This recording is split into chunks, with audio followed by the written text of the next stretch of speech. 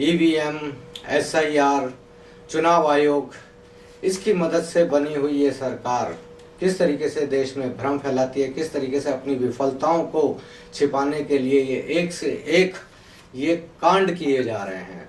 चाहे वो संविधान के खिलाफ हो, देश की जनता के खिलाफ हो, देश की सेना के खिलाफ हो, देश की अर्थव्यवस्था के खिलाफ हो, देश के आम लोगों के खिलाफ हो, ये एक से एक गुल खिलाए जा रहे हैं। आपने पिछले दिनों देखा कि किस तरीके से नीट का पेपर लीक हुआ। जरूरत थी कि एनटीए को बर्खास्त किया जाए, जो शिक्षा मंत्री हैं श्री धर्मेंद्र प्रधान जी, उनका इस्तीफा हो और इसकी एक नई तरीके से व्यवस्था की जाए। लेकिन बावजूद इसके इसको सुधारने की जगह पूरा भौकाल मचाया गया कि एयरफोर्स पेपर डिस्ट्रीब्यूट करेगी, ये होगा वो होगा, मॉक ड्रिल हो रही है और टीचर्स को परेशान किया जा रहा है, बच्चों को परेशान किया जा रहा है, दुनिया भर का। लेकिन बावजूद इसके फिर अभी देखा आपने, कल परसों ही महाराष्ट्र में टेट का पेपर लीक हो गया। और इन्हीं चीजों को छुपाने के लिए अभी आपने देखा कि किस तरीके से अयोध्या राम मंदिर में करोड़ों रुपए के चंदे की या भक्तों के दान की चोरी हुई। किस तरीके से अब लोग एक एक करके धीरे धीरे सामने आने लगे हैं। कोई कह रहा है कि हमने 200 किलो चांदी दी थी, कोई कह रहा है हमने सोने का हार दिया था, कोई कह रहा है हमने काग विशुंडी दिए थे, कोई कह रहा है कि हमने चरण पादुका दी थी, कोई कह रहा है कि हमने सोने का हार दिया था। वो कहाँ गया? और कार्रवाई के नाम पर आप देख रहे हैं कि किस तरीके से नौटंकी हो रही है कि छोटे छोटे प्यादों को जेल में भेजकर, और अभी तक ट्रस्ट के जो उच्च पदाधिकारी हैं उन पर कोई भी कार्रवाई नहीं हो रही है। कार्रवाई का एक नौटंकी चल रही है। अब पूरे इससे किस तरीके से इन्होंने देश में राम भक्तों की भावनाओं को आहत किया है, इन्होंने किस तरीके से उसको नुकसान पहुंचाया है उनके दिलों को। लेकिन इस पर के बावजूद इस पर अभी कोई कार्रवाई नहीं हो रही है। इसकी कार्रवाई करने के लिए अभी कथित तौर पर बताया जा रहा है कि चंपत राय और एक मिश्रा जी हैं, उनका इस्तीफा हो गया है और जिसका 7 जुलाई में फैसला होगा कि उनका इस्तीफा स्वीकार किया जाएगा या नहीं किया जाएगा, ट्रस्ट को रिकॉन्स्टिट्यूट किया जाएगा या नहीं किया जाएगा। ये सारी बातें अभी 7 जुलाई को बताई जाएंगी। लेकिन सवाल ये है कि अब इसको छुपाने के लिए, अब इससे ध्यान हटाने के लिए, और किस तरीके से आपने देखा होगा कि हमारे विदेश मंत्रालय से एक जवाब आया है। वो कहते हैं कि हमारा जो पासपोर्ट है वो हमारी नागरिकता का प्रमाण पत्र नहीं है, वो केवल और केवल एक ट्रैवल डॉक्यूमेंट है। लेकिन आज तक ये सरकार इतने सारे सगुफे नागरिकता को लेकर, लोगों की स्वतंत्रता को लेकर, उनके बोलने के अधिकारों को लेकर ये छोड़ती आ रही है, लेकिन ये नहीं बताती है कि इस हमारी जो नागरिकता का प्रमाण पत्र क्या है। दोस्तों, हमारे देश में केवल और केवल सिर्फ एक ही डॉक्यूमेंट ऐसा होता है कि जिस पर ये लिखा होता है, यानी हमारे भारत का सही नाम लिखा रहता है, वो होता है रिपब्लिक ऑफ इंडिया, भारत गणराज्य। बाकी जगह पर आप देख रहे हैं कि कहीं भी भारत गणराज्य का इस्तेमाल नहीं होता है। लेकिन हमारे पासपोर्ट पर हमारी पहचान लिखी रहती है, हमारे देश की पहचान लिखी रहती है, वो बताती है कि ये रिपब्लिक ऑफ इंडिया है, ये एक गणराज्य है। और अब इसी प्रमाण पत्र पर या इसी प्रमाण पर या इसी दस्तावेज पर इन्होंने खुद प्रश्न चिन्ह लगा दिए कि वो कहते हैं कि ये नागरिकता का प्रमाण नहीं है।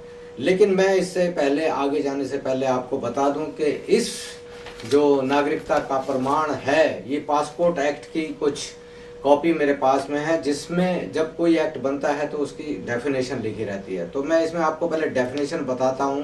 हालांकि पासपोर्ट हमारे यहाँ पासपोर्ट एक्ट 1920 में ही बन गया था, जिसको क्राउन देता था, यानी ब्रिटिश गवर्नमेंट देती थी। और उसके बाद में जब हमारा देश आज़ाद हुआ तो वो एक्ट ख़त्म हो गया और उसके बाद में राज्य सरकारों के पास में जो पढ़े लिखे, समृद्ध और जो रिस्पेक्टेबल नागरिक होते थे, सिर्फ पासपोर्ट उन्हीं को ही मिलता था। उसके बाद में 1967 में पासपोर्ट एक्ट बना और उसकी जो पहली लाइन है, यानी वो एक्ट क्या कहता है, उसकी परिभाषा क्या है पासपोर्ट की, वो मैं आपको बताता हूँ। It's an act to provide for the issue of passport and travel documents to regulate the departure from India of citizen of India and for others person and for matters incidental or ancillary thereto। यानी भारत के नागरिकों को ही ये मिलेगा, या भारत सरकार अगर किसी को स्पेशल केस में अपना डॉक्यूमेंट देती है, पासपोर्ट देती है, तो ये उसको मिलेगा, लेकिन इसकी पहली शर्त यह है कि ये भारत के नागरिक को ही मिलेगा। और जब इसके हम आर्टिकल 6 में आते हैं तो इसके सेक्शन को हम देखते हैं। इसमें ये हमको बता रहा है एक्ट के हम भारत में पासपोर्ट किसको नहीं मिल सकता है, that the applicant is not a citizen of India. इसमें साफ साफ लिखा है कि passport other than citizen of India को except the some special circumstances which has been mentioned by the government, by the executive powers time to time from the government of India।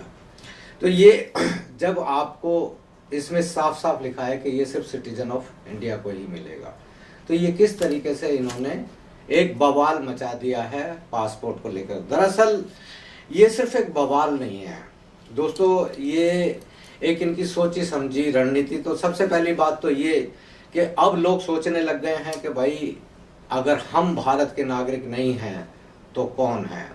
तो यही सवाल मैं इनसे पूछना चाहता हूं कि जो ये सरकारें हमें बता रही हैं, हमसे कह रही हैं, हमारे वोटों के आधार पर ये सरकारें बनी हैं, तो हम इनसे पूछते हैं कि आप कौन हैं। सबसे पहले आप अपनी नागरिकता का प्रमाण पत्र दीजिए। आप किस तरीके से इस देश में एमएलए मंत्री बने हैं, किस तरीके से आप प्रधानमंत्री बने हैं, किस तरीके से आप चीफ जस्टिस ऑफ इंडिया बने हैं, आप जस्टिस बने, किस तरीके से आप आर्मी के जनरल बने हैं। सबसे पहले आपको अपनी नागरिकता का प्रमाण देना होगा, नहीं तो ये समझा जाएगा कि आप लोग विदेशी हैं, घुसपैठिए हैं और आपने इस देश में घुसपैठ कर ली है। तो इसलिए नागरिकता का सवाल भारतीय लोगों पर नहीं है, बल्कि आप लोगों पर है कि आप सबसे पहले अपनी नागरिकता को साबित करें। दूसरी बात ये कि इस पासपोर्ट के जरिए ये भी एक, पंजाब में चुनाव आ रहा है, 70% लोगों के पास में पासपोर्ट है, कुछ लोगों का आना जाना विदेशों से रहता है, वो वहाँ के नागरिक भी हैं और यहाँ उनके घर और पैतृक संपदाएं और संपत्तियां और परिवार उनके रहते हैं। तो एक बात तो ये हो गई कि एक चुनाव का एक तरीका हो गया, यानी ये एक तरीके का एसआईआर का तरीका हो गया।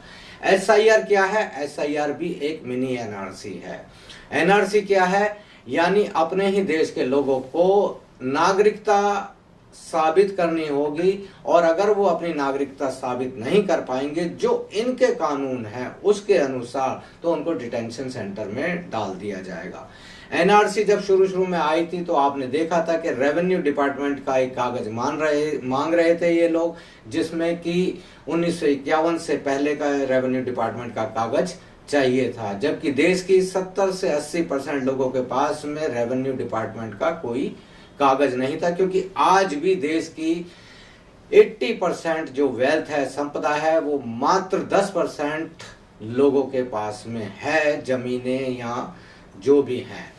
तो किस तरीके से वो लोग अपनी नागरिकता साबित कर पाएंगे, ये अपने आप में मुश्किल है। जब नागरिकता साबित नहीं कर पाएंगे तो एसआईआर में आपने देखा था कि इस तरीके से उनके वोट काट दिए गए थे। बिहार में भी हुआ, वेस्ट बंगाल में भी हुआ। और अब ये जो पासपोर्ट है, इस पासपोर्ट से ही जो थ्रेड है वो पीछे की ओर चलेगी। आपने देखा एसआईआर में कि किस तरीके से आधार को, राशन कार्ड को, वोटर कार्ड को, किसी भी तरीके को उन्होंने नहीं माना था। उन्होंने एक अपनी डेडलाइन दी कि 2002 की वोटर लिस्ट में अगर आपका नाम है तो आप भारत के नागरिक कहलाएंगे। यानी अपने ढंग से ये लोग अलग अलग तरीके से डिजाइन करने लग गए हैं। यानी ये वही कानून बना रहे हैं जिसमें ये खुद तो पास हो गए होते हैं या कर लिए जाते हैं, और उसके बाद में ये बाकी सब लोगों को, यानी देश की 90% से ज्यादा जनता को विदेशी साबित करने पर तुले हुए हैं, इसका गैर कानूनी नागरिक करने पर तुले हुए हैं। और जब वो एक बार उनकी नागरिकता संदेह के घेरे में आ जाएगी, कागजों में चली जाएगी, क्वेश्चनेबल हो जाएगी, तो उसके सारे के सारे मौलिक अधिकार खत्म कर दिए जाएंगे। दोस्तों, ये छोटी छोटी बातें, ऐसा नहीं है कि बहुत छोटी बातें हैं, ये बहुत बड़ी बातें हैं। अगर आप इसको सोचेंगे तो ये बहुत इस देश के लिए, इस देश के लोकतंत्र के लिए बहुत बड़ा खतरा है। ऐसा लगता है कि ये लोग हमारी सरकार नहीं है, बल्कि हम इनके नागरिक हैं, हम इनके रहमो करम पर हैं। एक ये राजशाही सिस्टम लाने की कोशिश हो रही है, जिसमें ये जिसको चाहेंगे वोट देने का अधिकार देंगे। यानी अगर हम इनकी नागरिकता लेंगे, यानी इनकी मेंबरशिप लेंगे, इनके कानूनों को मानेंगे, तो हम भारत के नागरिक कहलाएंगे, अदरवाइज हम भारत के नागरिक नहीं कहलाएंगे। ये एक बहुत बड़ा षड्यंत्र होने जा रहा है भारत की जनता के खिलाफ। तो ऐसे में हम लोकतांत्रिक तरीके से क्या कर सकते हैं, क्या नहीं कर सकते हैं, आप सभी लोग सोचिए। अन्यथा एक दिन ऐसा आएगा, कुछ लोग ये ना सोचे कि ये हमारे खिलाफ है, क्योंकि ये कहानियां बहुत समझा देते हैं। नागरिकता कानून में भी इन्होंने कह दिया ये हिंदुओं के खिलाफ नहीं है, ये दलितों के खिलाफ नहीं है, ये केवल मुसलमानों के खिलाफ है। नहीं, ये देश के हर नागरिक के खिलाफ है। इनकी इस तरह की नीतियां देश की बुनियादों को हिला रही हैं, देश के लोकतंत्र को हिला रही हैं। इनकी क्षमताएं आपने देखी हैं, किस तरीके से ये विदेशों में जाके नतमस्तक हो जाते हैं, किस तरीके से देश की संप्रभुता को, देश के मान सम्मान को इन्होंने गिरवी रख दिया है, दूसरे देशों के चरणों में रख दिया है। इससे बड़े अपमान की कोई बात नहीं हो सकती। और आज ये देश के सैनिकों के नाम पर, सेनाओं के नाम पर भी, ना जाने किस किस चीज़ों के नाम पर ये लोगों को गुमराह करके ये वोट मांगकर सत्ता में रहना चाहते हैं। और थोड़े दिनों बाद में तो ये ऐसी व्यवस्था कर लेंगे, यानी ये NRC SIR के जरिए, डिलिमिटेशन के जरिए, ठीक है ना, विमेन रिजर्वेशन के जरिए ऐसी व्यवस्था कर लेंगे कि देश के 80 से 90% लोग एक तरीके से इनके गुलाम हो जाएंगे। क्योंकि अपनी वोटों का जो तरीका है, वोट लेने का तरीका, ये अपने आप डिसाइड करेंगे। अब पहले ऐसा होता था कि हम सरकार डिसाइड करते थे, हम सरकार बनाते थे, हम वोट देकर इनको सत्ता में लाते थे। लेकिन अब ये ही लोग आगे डिसाइड करेंगे कि आप वोट दे सकते हैं या नहीं दे सकते हैं, आप इस देश के स्कूल कॉलेज में पढ़ सकते हैं या नहीं पढ़ सकते हैं, इस देश के अस्पतालों में आपका इलाज हो सकता है या नहीं हो सकता, आपको नौकरी मिलेगी या नहीं मिलेगी, आप सड़क पर चल सकते हैं नहीं चल सकते हैं, आप अच्छे कपड़े पहन सकते हैं या नहीं पहन सकते हैं, आप जूते पहन सकते हैं नहीं पहन सकते हैं, आप सर उठाकर चल सकते हैं, आप मुँह रख सकते हैं कि नहीं, आप शेविंग कर सकते हैं नहीं कर सकते हैं। और सबसे बड़ी बात कि आप आज़ादी से कहीं आ जा सकते हैं या नहीं सकते हैं, आप कहीं जी सकते हैं या नहीं जी सकते हैं, इस देश में रह सकते हैं या नहीं रह सकते हैं, ये सारी की सारी चीज़ें अब ये लोग डिसाइड करेंगे। तो इसलिए आप ये मान लीजिए कि इस वक्त में देश पर बहुत बड़ा खतरा आ गया है। जो लोग हमसे हमारी नागरिकता पूछ रहे हैं, हम उनसे सवाल करते हैं कि सबसे पहले आप अपनी नागरिकता बताइए। दोस्तों, इनसे सवाल करना शुरू कीजिए कि आप अपनी नागरिकता बताइए, पहले अपने कागज दिखाइए, फिर हमसे पूछिए। क्योंकि हमने आपको बनाया है, हमने आपको सत्ता दी है, हम आपको पावर में लेकर आए हैं, हमने अपने मौलिक अधिकारों की वजह से आपको इस देश का शासक बनाया है। आप सिर्फ शासक बनकर ही रहिए, हमारे आका नहीं बनिए। सवाल कीजिए दोस्तों। धन्यवाद।